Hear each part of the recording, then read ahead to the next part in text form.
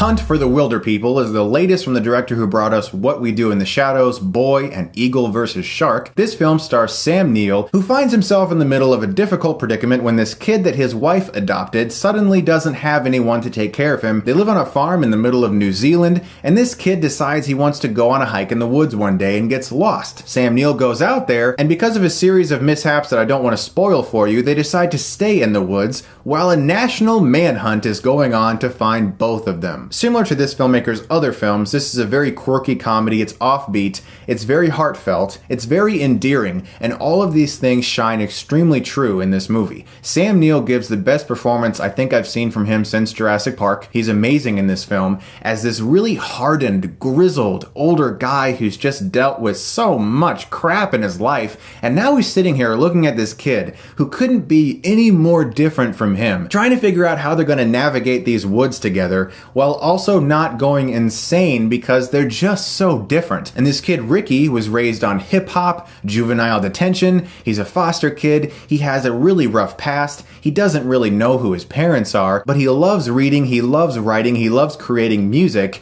and so the two of them have a very strange relationship that develops, and this film quickly became one of the best comedies I've seen so far this year due to how well it's directed, how well it's written, and just how offbeat all the performances are. It's sort of like if Jared Hess, who made Napoleon Dynamite, Nacho Libre, it's like if he made a great movie, but it's so well thought out and so well performed, and the editing is just pitch perfect. There's also a great soundtrack. This movie really surprised me. I couldn't believe how much fun I was having with Hunt for the Wilderpeople, and a lot of it is due to those excellent performances and the chemistry between Sam Neill and this kid. And as the film progressed, I just became so attached to these characters. It's tough to relate this film to anything in recent memory. There's also a lot of really good supporting characters as well, like this woman from Child Services and her policeman partner. They're sort of like Andy Griffith and Don Knotts from the Andy Griffith Show. They're bickering constantly, but she wants so much to find this kid because you can tell she just gets so into it.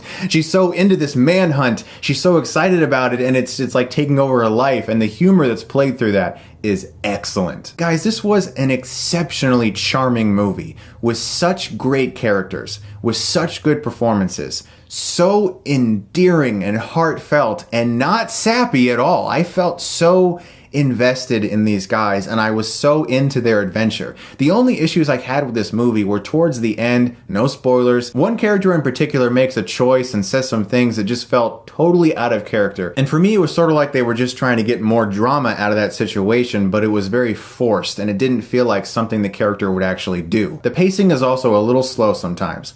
Besides that, Hunt for the Wilderpeople is one of my favorite comedies of the year, and I'm going to give it an A-. Guys, thank you so much as always for watching. When this movie comes out, I highly suggest checking it out. When different movies like this open, I really think we should support them. Thanks once again, guys, and if you like this, you can click right here and get Stuckmanized.